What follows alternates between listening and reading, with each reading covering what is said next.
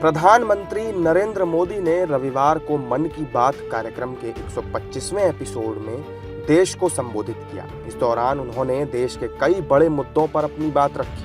PM Modi ने प्राकृतिक आपदाओं का जिक्र करते हुए कहा कि पहाड़ों पर बारिश आफत बन गई है। हालांकि एनडीआरएफ और एसडीआरएफ की टीम हर संभव मदद की कोशिश भी कर रही है। पिछले कुछ हफ्तों में हमने बाढ़ और भूस्खलन का बड़ा कहर देखा है। कहीं घर उजड़ गए, कहीं खेत डूब गए, परिवार के परिवार उजड़ गए। पानी के तेज बहाव में कहीं पुल बह गए, सड़कें बह गई, लोगों का जीवन संकट में फंस गया। इन घटनाओं ने हर हिंदुस्तानी को दुखी किया है। जिन परिवारों ने अपने प्रियजन खोए, उनका दर्द हम सबका दर्द है।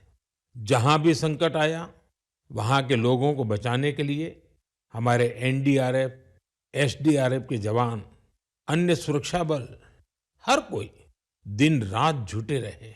जवानों ने तकनीक का सहारा भी लिया है।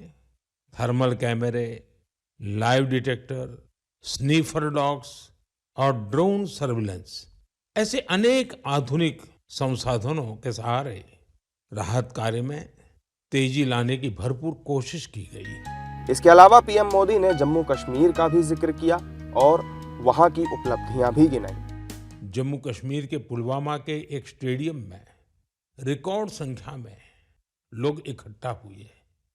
यहां पुलवामा का पहला डे नाइट क्रिकेट मैच खेला गया। पहले ये होना असंभव था, लेकिन अब मेरा देश बदल रहा है।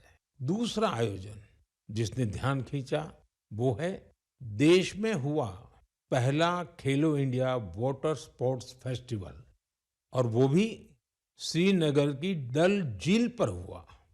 सचमुच ऐसा उत्सव आयोजित करने के लिए ये कितनी खास जगह है। इसका उद्देश्य है जम्मू कश्मीर में वाटर स्पोर्ट्स को और लोकप्रिय बनाना। इसमें पूरे भारत से 800 से अधिक एथलीट्स ने हिस्सा लिया।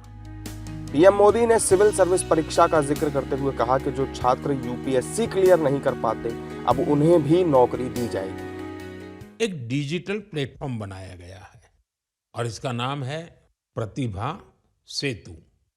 प्रतिभा सेतु में उन उम्मीदवारों का डेटा रखा गया है जिन्होंने यूपीएससी की अलग अलग परीक्षाओं के सभी चरण पास किए, लेकिन अंतिम मेरिट लिस्ट में उनका नाम नहीं आ पाया। इस पोर्टल पर 10,000 से ज्यादा ऐसे होनहार युवाओं का डेटा बैंक मौजूद है। कोई सिविल सर्विस की तैयारी कर रहा था, कोई इंजीनियरिंग सर्विस में जाना चाहता था, कोई मेडिकल सर्विसेज के हर पड़ाव को पार कर चुका था, लेकिन फाइनल में उसका सिलेक्शन नहीं हुआ। ऐसे सभी उम्मीदवारों की जानकारी अब प्रतिभा सेतु पोर्टल पर उपलब्ध कराई जा रही है।